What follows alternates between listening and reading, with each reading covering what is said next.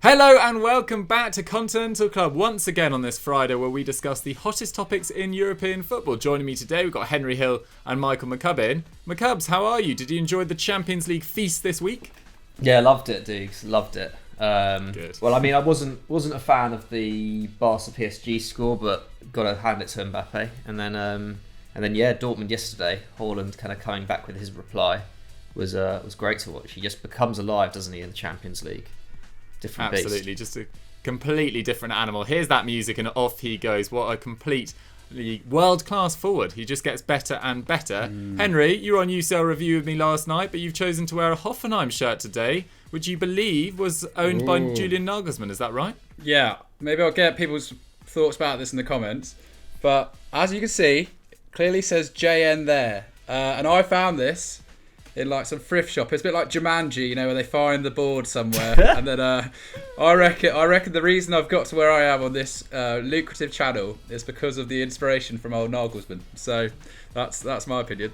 Wow. I like it. Two young starlets ripping up the script. That's Best of right. luck to you, Henry Nagelsmann. Anyway, let's get on to today's show because we are talking about the most improved players in Europe this season. Because at Steve_McKinley said, which players have taken the biggest leap forward this campaign? Now, we're well over halfway in most of the leagues. I think it's about 15 games left in most leagues around Europe. So it's it's only right that we start to review what's gone down, the major shocks, the ups, the downs, the trials, the tribulations. And today we want to talk about the most improved players in each league. And McCubbs, we're going to kick off with a player at Atletico Madrid who has just been quite simply exceptional this year. Yeah, very much so. Obviously, he really started improving at the back end of last season, didn't he? But I think it's really kind of come together this term, partly because he's improved even more, partly because I think Atleti as a team has improved a lot. Players who have been there now 18 months, whereas a year ago they were only there 6 months. The introduction of Luis Suarez, just everything's kind of fallen into place, hasn't it, for Diego Simeone's side this year. But yeah, Marcos Llorente, if you hadn't already guessed, has been kind of their key man, hasn't he? In 2021 has kicked off this calendar year in amazing form. We'll get on to that, but just to give a brief background to this to his last year, which people will probably be fairly familiar with, but if you've kind of forgotten, obviously last season he was very much on the periphery of that Atleti squad after signing from Real Madrid. Was signed as a defensive midfielder and had only played 9 minutes in the Champions League during the group stage. But then he came on, obviously, for Diego Costa in that famous night in Anfield. Came on after 56 minutes, Atleti were 1-0 down. The tie was at 1-1. And then, scored twice, set up another in what was that incredibly chaotic 30 minutes of extra time, wasn't it? He just looked unplayable that night, didn't he? Just everything he hit went in. Couldn't get him off the ball. It was just pretty remarkable. And then he carried that form into the back end of the season, didn't he? Which is pretty great considering that Atleti Liverpool game was the last game before everything locked down. And so there was definitely a chance there that he could have, the momentum could have been taken out of him. But clearly, during that lockdown, went away, worked on his game even more, and just came back a different beast, didn't he? Scored twice and set up 4 as Atleti went unbeaten after the restart. And then, carried that form into this season and got even better. So this season he's contributed to 8 goals and 7 assists in 22 league games. Suarez is the only player in the Atleti squad to have contributed more, with 18 in total. But he leads the squad for assists. He's their second top scorer. João Felix, for comparison, has 6 goals and 4 assists. He has played 600 fewer minutes, mind, so I wouldn't say it's too disappointing a return from him. He's had, all things considered, a very good season. But I think it just goes to show how influential Marcos Llorente has become in this side. Like I was saying, in 2021, he has 3 goals and 5 assists in 8 league appearances. And I couldn't find, off the bat, any direct comparisons. But I feel like, aside from Luis Suarez and Messi, I can't really think of any other players in La Liga who would have put up that many goals and assists this calendar year. So he's really really on fire at the moment. And he's kind of the perfect Simeone player, isn't he? Obviously, he's defence-minded, first of all, because of his trade as a CDM. And then his skills as a CDM have really helped him in that advanced role. Like his ball retention's excellent. He's so good in tight spaces. His first touch is excellent as well. He can dribble really well. But yeah, he also puts in the defensive work. He's averaging 3.1 tackles and interceptions this season. So in terms of defending from the front, in terms of his pressing, he's been superb. And then his all-round game is just very good in the final third. And that's that kind of player that they've been missing so much, hasn't it? Until he kind of came into that role, they were really missing someone who could link the midfield and attack. Like Antoine Griezmann kind of was that guy, and then when he was relied on as the main goal scorer, he kind of had to, I guess, abandon that role a little bit. So it's been a long time coming for Atleti to have that kind of player, and we talk a lot about how great Suarez has been this season, but I think without Llorente, being able to link that attack and also being able to play in the kind of multiple roles in that kind of midfield, depending on how Simeone wants to set up as well. I don't think Atleti would be anywhere near at the level that they are right now. Just to go into his numbers a little bit more, he takes 1.3 shots a match as well. He lays on more than a chance a game, completes just over a dribble as well. So nothing amazing, but he has been just very, very productive. And I think just shows a player who's really, really confident at the moment. Obviously, he shoots a lot from outside the box as well, but his connection is always pretty clean. So I think he's scored 2 or 3 goals from outside the area this season out of the 8 he's got. So that's a pretty good ratio. And he's operating at 0.29 expected goals and assists per 90. So yeah, he's overperforming expected goals a little bit. But yeah, like I said, it just goes to show how confident he is at the moment. So he ranks 4th for shots, 2nd for shot accuracy behind Carrasco, 5th for progressive passes, which is pretty impressive considering how advanced he is in the field. So yeah, he's that all-action kind of player who thrives in a Simeone system. And as a result, I think, the rest of that Atleti midfield and attack have gotten better around him. So yeah, he's been excellent. He really has, and he's just another great player that Real Madrid have let go over the last few years. Hakimi, Reguilon, Teo Hernandez, Kovacic, of course. But Marcos Llorente, I mean, his development as a player and his evolution into an attacking, sort of rangy attacking midfielder has been one of the sort of under talked about topics in European football over the last year. I just think he's been absolutely exceptional, and long may it continue. And he's still at a really good age, so he could even get even better. And last night he forced that goal. It was a goal given to him, but it took a massive deflection, that draw against Levante. Atleti, I think, have drawn 2 of their last 3 games, but they're still 6 points clear with a game in hand. So it's looking pretty good for a title win. And as McCubbs quite rightly points out, a lot of that credit should go to Marcos Llorente. A lot of it will go to Luis Suarez, but Llorente definitely deserves his fair share. But Henry, let's move over to Germany, because Andre Silva is another player who had a slightly challenging last couple of years, but has really come alive in the last 12 months or so. I think more so than Marcos Llorente. Llorente's had this kind of incredible transformation and switch of position. But Andre Silva, it wasn't long ago we were completely writing this guy off. He's only 25 years old, but after 21 goals in 44 games for Porto in 16-17, he joined AC Milan on a 5-year contract for 38 million euros. That's a big signing. Still their 4th highest in their history. And he was handed the number 9 shirt, but it didn't really work out for the Portuguese star. 10 goals in 40 games across 17-18. That doesn't actually sound that bad at all, but he only scored 2 in 24 Serie A games.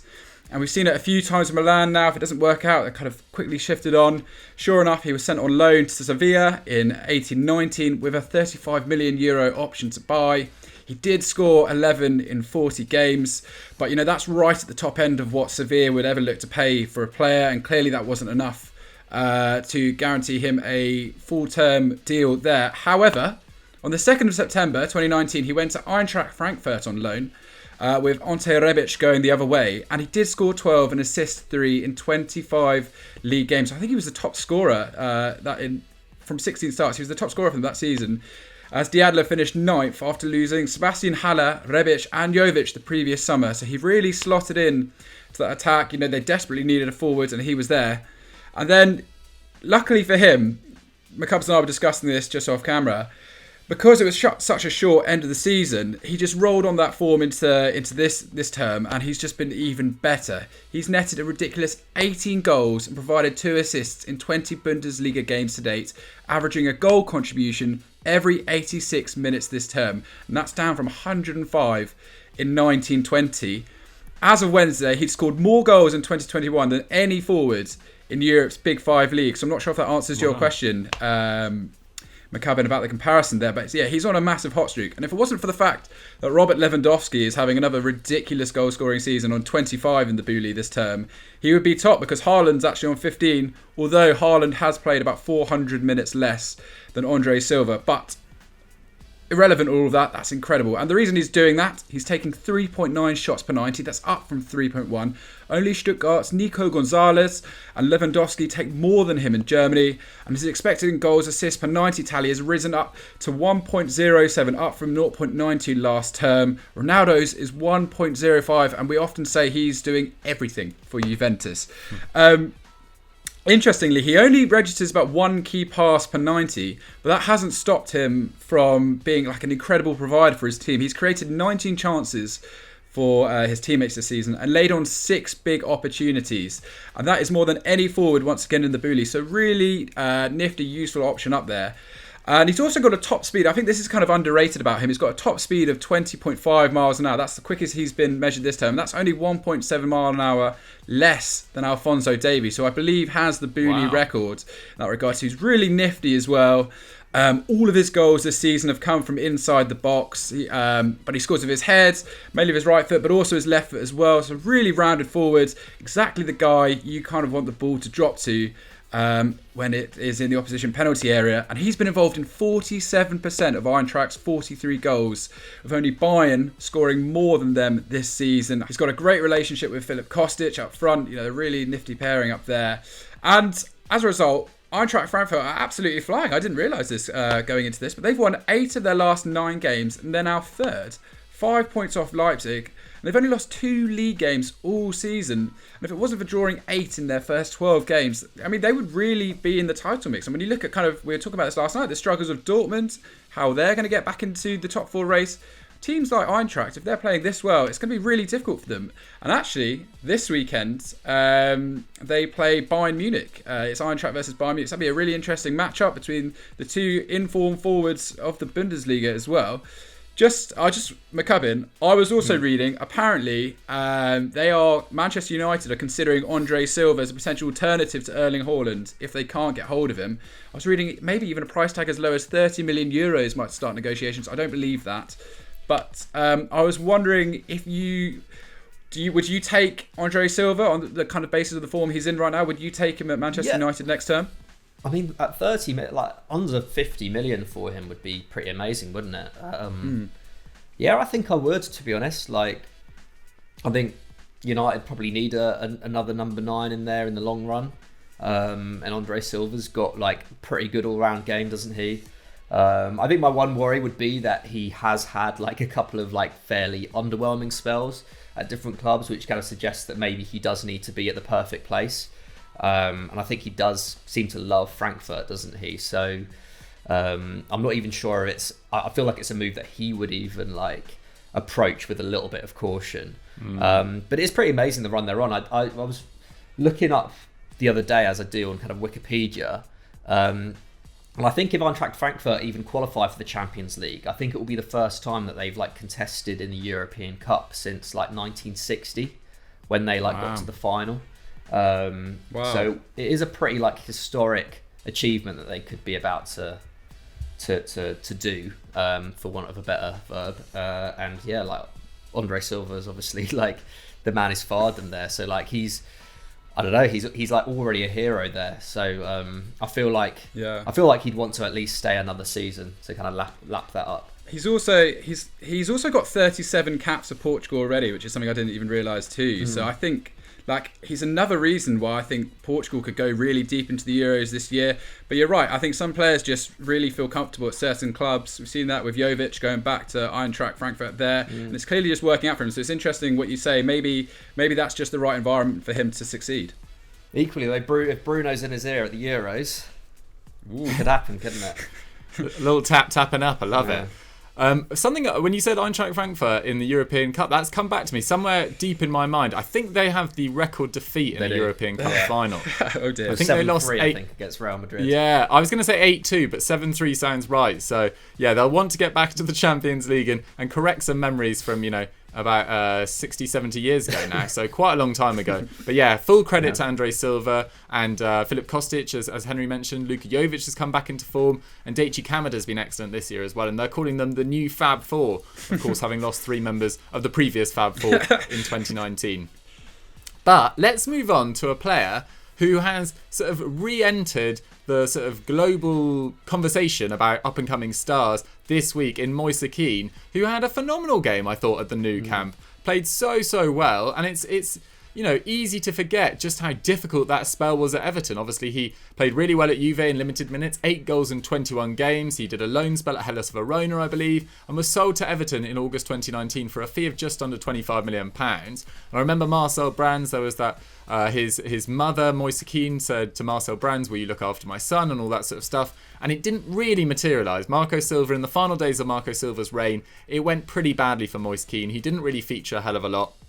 It took until the 21st of January 2021, exactly a month into Carlo Ancelotti's reign, for him to get his first goal, and was often under sort of Cenk Tosun under Marco Silva, which was really pretty damning. He finished with 866 league minutes that season, 18th in the squad, below Morgan Schneiderlin, who obviously has now been sold and is now at Nice, I believe. Yes. And come the 4th of October 2020, Mino Raiola managed to pull an absolute whopper of a move for him and get him to PSG on loan with an option to buy. And he's been a completely man reborn in Paris. 14 goals in 25 games so far, including goals in 3 consecutive games, his last 3 consecutive games, I should say. And he's already got 3 goals and an assist in 6 Champions League games, with a goal contribution every 94 minutes. And playing out on the right at the Nou Camp on Tuesday, I thought he made really intelligent runs. His link-up play with Mauro Icardi was really good. He just looked very full of confidence. He looked physically ready for that sort of level. And I was just really impressed, and took his goal very, very well as well, although it was atrocious marking once again from the Barcelona centre-backs from that free kick. But yeah, just to give you some numbers of that performance, 3 tackles and interceptions, 4 dribbles, 1 key pass, 3 shots, and that goal which I just mentioned. And his stats, his underlying numbers have improved quite a bit. His expected goals this year have gone up to 0.6 from 0.2 last year, which is 4th in the PSG squad behind Neymar, Mbappe and Icardi. And obviously that will come with regular minutes, playing with better standard of teammates as well. But actually, his shots per 90 have actually decreased from 3.2 to 2.7, and his shot accuracy has also decreased from 43% to 41%. So what that suggests to me is that he just really needed a chance. And there's, I'm not having a go at Carlo Ancelotti, because he's stuck with his man and under Duncan Ferguson's tutelage of Dominic Calvert-Lewin, and he's responded in spectacular fashion. But they do need another number 9 in there. I think when Richarlison plays central, he's not quite so effective, and then you lose such a massive threat from their left wing as well. So if I was Everton, I'd try to bring Moise Kean back this summer, but I think PSG will be keen to keep hold of him. So it's going to be really interesting to see what happens with Moise Kean's future. But I'm really, really pleased for him after that difficult spell on the bench under Marco Silva, that he's responded in such spectacular fashion. But guys, there are a few other names we could sort of mention in this most improved player topic. Burak Yilmaz, Jonathan Bamba, Hirving Lozano, Youssef En-Nesyri. I mean, Henry, out of those players, do you want to give particular credit to any one of them? Well, I mean, Yilmaz, I think that's just more of like a revelation. He was obviously a big goal scorer over in Turkey, but I don't think anyone thought he'd come into the French league, score 9 and assist 4. But I think Jonathan Bamba more so in fitting with this overall conversation from the French leagues anyway. 6 goals and 8 assists in 25 league games this term. And he only got 5 in 1920, so he's really bounced back in a strong way. And I think that's great to see. And if Lille can hold on and beat PSG to the title, I think he's going to be a huge influence towards that. Absolutely. And McCub's Hirving Lozano, it looked like about a year ago, I think, that it was finito under Gattuso, but he's played really well this year. Yeah, he's going to outlast Gattuso now, isn't he? Probably got his initial wish, despite getting his chance again. He's been really good. He's been really good. I think that Napoli forward line in general has just kind of come on a lot again. Insigne's kind of found his best form again, hasn't he? But yeah, it's been great to see. 9 goals and 2 assists in 21 league games. That's the kind of output that I think Napoli fans would have expected of him when they initially signed him. And yeah, for a second season in the top 5 league, I think he's made massive strides. Absolutely, he deserves a shout out. And En-Nesyri as well. I'm really struggling with that name today. Struggle with it on UCL Review as well. We gave him a little mention last night because Dortmund marshalled him very well. But En-Nesyri, he's played very well this year as well. 13 goals in 23 league games. Was one of the top scorers. I think he was the top scorer in La Liga until a couple of weeks ago and since Messi and Suarez have overtaken him. But it's the first time he's hit double figures in the last 6 seasons. So he deserves a lot of credit as well. And there was West Ham sniffing around in January. Wouldn't be surprised if another club went in for him in the summer. But guys, we want to hear from you. Who are your most improved players of the season? Is it Marcus Llorente? Is it Youssef En-Nesyri? Get your answers in the comments down below. And let's move on to our big match preview. For our big match preview this week, we could have covered Athletic Bilbao versus Valencia, the Ruhr derby between Dortmund and Schalke in the Bundesliga, or Monaco versus PSG. But despite covering Napoli versus Juventus, the big Serie A clash last week, we've had to go back to Serie A because it is the Milan derby this weekend, this Sunday at 2 p.m. Absolutely colossal game between two sides currently separated by just 1 point at the top of Serie A. Henry, AC Milan, little bit of a dip recently. Well, it's just made this game that extra bit spicy, hasn't it? Their kind of little dip at late. I mean, it's crazy to think now. They went their first 15 games unbeaten, winning 11. Since the start of January, played 10, won 5, drawn 1, but lost 4. And that's the big problem here. They've lost to Juventus, Atalanta, Inter Milan in the Coppa Italia, and then to Spezia last week. So they're losing games they really can't afford to. And having been 1 point clear on Christmas Day, they're now 1 point behind Inter Milan with a far worse goal of difference too. It's plus 20 versus plus 30 there. So Conte will have that in the back of his mind. But I mean, last week's 2-0 loss to Spezia was just unforgivable in many contexts. They had a really strong lineup as well, almost their first choice of Simon Kjaer and Romagnoli in centre-back and Benacer back in the midfield with Calhanoglu as well. But, I mean, they were awful against the newly promoted side, who are 13th in the division at the moment. Spezia, to be fair to them, did score a bit of a worldie. But even then, especially the form that Ibrahimovic is in, you expect them to... These are simply the games they have to win if they're serious about taking on Conte or Juventus for the title. You know, they had 54% possession of the ball, but only created 7 opportunities, failing to get a shot on target versus 17 and 4 for the Little Eagles. That's Spezia's nickname. And XG had it at 1.3 to 0.5 in Spezia's favour. So, you know, a completely deserved win for the Minnows there. And they're no mugs. Since the turn of the year, they've beaten Napoli, Sassuolo, AC Milan and Roma in the Coppa Italia. So, you know, Spezia really beginning to work into life in Serie A, and it's great to see too.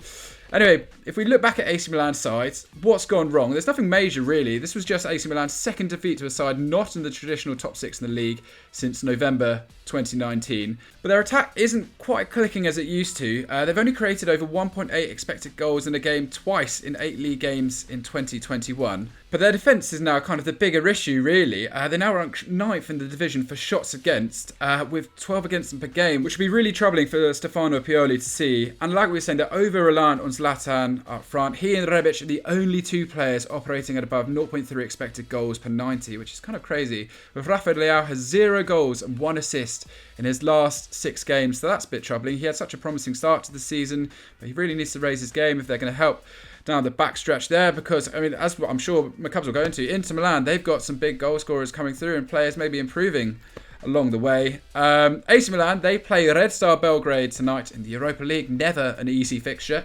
And then they've got Inter, Red Star again, and then Roma all before the end of February. This is a really big month for AC Milan if they are very serious about pushing on and getting that Serie A title again. Remember, they're the last team to win the Serie A before Juventus have gone on this kind of mad streak of dominance. But if they want to be in with a title chance at the very end of the season, they've really got to press on and win these games. But it's not going to be easy against Inter Milan at all, who, like I say, in Lukaku and Martinez, they've got 2 of the most informed pairings up front in European football right now. Absolutely, and I feel like Pioli and the AC Milan hierarchy will be quite keen to push on in the Europa League as far as possible, really. I mean, Red Star are going to be difficult opposition. They play tonight. Obviously, this goes out on a Friday, but so you'll know the result by now. But they'll be keen to try and challenge on 2 fronts. And it might be, you know, a step too far, especially with Inter Milan in such good form, at least going forward. I mean, McCubs, what have you made of Inter Milan's recent form? Because while AC Milan were losing to Spezia at the weekend, Inter got a great result. Isn't that right?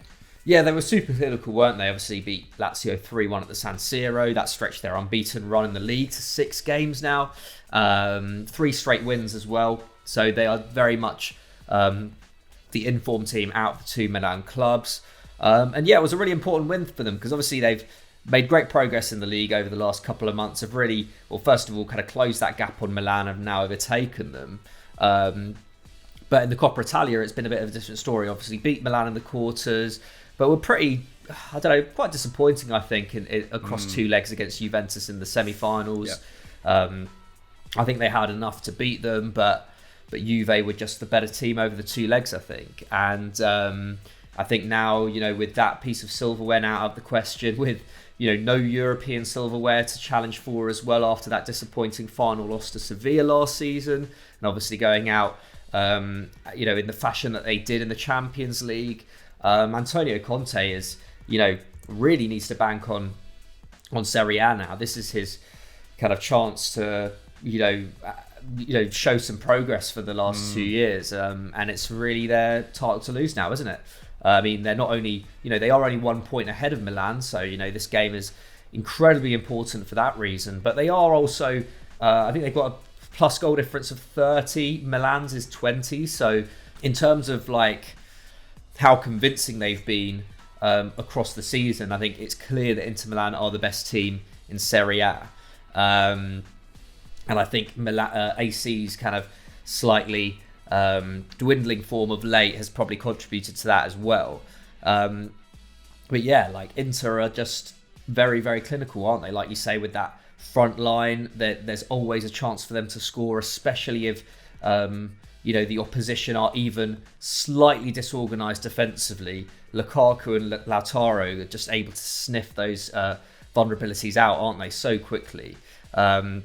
They've only failed to pick up in points in 3 of their last 15 games. They've won 38 points out of 45 in that period, which is 6 more than Milan in the same period. So it just goes to show how ruthless they've been in the last couple of months.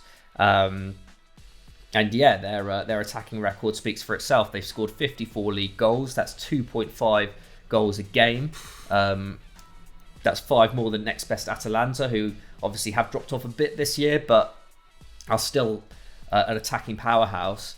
And it's actually the 3rd best record in Europe behind Bayern and PSG, which is pretty astounding. I know a team like Manchester City have become more defence-minded in the last kind of 6-7 months. But to be ahead of them, to be ahead of likes of Barca and Real, even though they're having down years, is pretty amazing for an Antonio Conte side. Only Napoli and Juve, meanwhile, have conceded fewer than their 24 league goals. So considering just how shoddy defensively they were at the start of the year, they've really shored up the back line as well. But yeah, got to talk about Lukaku.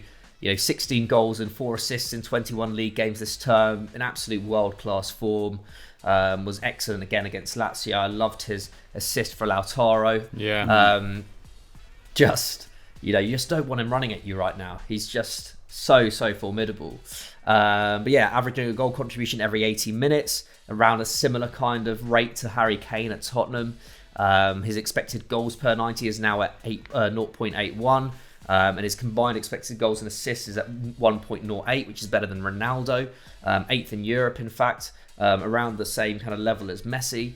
And then, Lautaro, 15 goal contributions. Hakimi's got 10. Barella's got 8. So they've just got a number of match winners, don't they, in that midfield and attack. If Lukaku, for whatever reason, isn't firing, then you can be sure that Lautaro will produce the goods, or Hakimi.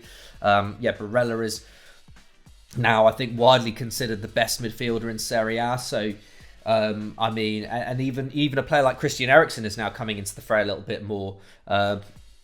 We were chatting about it off air just before this, Conte's kind of come out in support of him in the media and whatnot, and played him in. I think started him in 2 of the last 3 games. So it'll be interesting to see if he plays him in this game. It'll be interesting to see if he goes with Perisic on the left as well, or if he goes for a more defensive option like Ashley Young, perhaps, depending on how he perceives the threat of AC.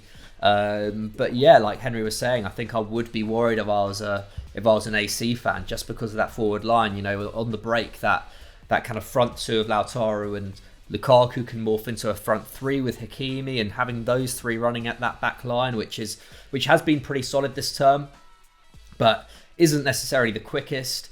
I think is quite a scary prospect, and I think Theo Hernandez is going to have to be on the top of his game in order to kind of nullify that threat of Lukaku, who likes to drift out to the right a bit, and of course Hakimi. So yeah, I'm quite confident for Inter's chances in this game. Just because of just how formidable that attacking line is. It feels absolutely massive, this game. I mean, if they win this, open up a 4-point gap, and they've got nothing else to focus on except for Serie A. Unlike AC Milan, as we say, they've got 15 games to win a title that will sort of justify their massive spending over the last 2 seasons. It's massive, and I feel like they if they win this, the title, it's 70-30 going to them, in my opinion. But glad to see for this game, unlike some of the clashes we've seen in these teams over the last 2 months or so, they've pretty much got a clean bill of health. AC Milan are missing Brahim Diaz, who's out with a thigh injury, who is a bit of a loss, but they've got plenty of attacking midfielders to step in. Inter Milan, Arturo Vidal is out with a knee injury.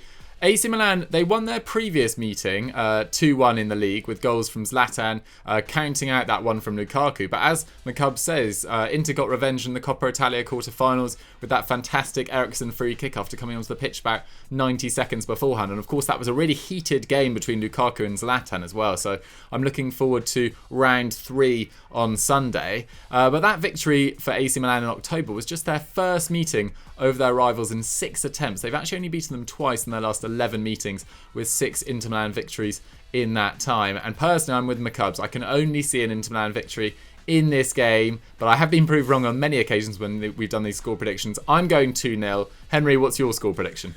Oh, yeah. I mean, Inter just look like such a much happier team than certainly at the start of the season. There's none of that kind of speculation around Skriniar and Brozovic really lingering around. That settled back three, I think, is so important as well. Bastoni, De Vrij. The team almost picks itself now. And I think that's what makes them so dangerous, and they're so kind of assured, and especially with Eriksen. So yeah, I just can't see anything. I mean, like you said, we get this wrong every now and then, but I can't see. I'm gonna go for a commanding victory. I'm gonna go 3-1 to Inter Milan. Wow. Okay, McCubbs, what's your score prediction? I know you're saying Inter win as well. Yeah, I'm going to back Inter as well. I'm going to say 2-1 just because it's a derby, and derbies always end up being a bit closer than we think, don't they? So, yeah, 2-1. Okay, there we have it. We're all backing Inter. I cannot wait for an AC Milan victory on Sunday. Let us know what your score predictions are in the comments down below, and let's move on to our quickfire question. Our quickfire question this week comes in from Jack_Kinecki, or maybe Kineek, I'm not quite sure. Anyway, he says, was Barca's 4-1 defeat down to their defensive woes, or a very lethal and dangerous PSG? Some great grammar in there, Jack. I really enjoyed that question. McCubbs, what do you reckon? Was it Barca being poor defensively, or PSG attackers deserving more credit? I think it's a bit of both, wasn't it? I mean, it was woeful from Barca. Like, it was real kind of scream at the telly stuff at times, I think. And their defence hasn't been amazing this season. There's been a lot of injuries in it as well, so you can't, I have a bit of sympathy with them for that reason. But obviously, bringing in Gerard Piqué, after 2-3 months was always going to be a bit of a gamble. He didn't have a great game. Sergi Busquets was completely overrun in midfield, wasn't he? Shock. And I think the thing that saddened me the most was just the fact that Serginho Dest had a bit of a stinker. Yeah. Because I think he's, otherwise he's had a pretty impressive start to life at Barcelona. And it was just a shame to see him get kind of shown up on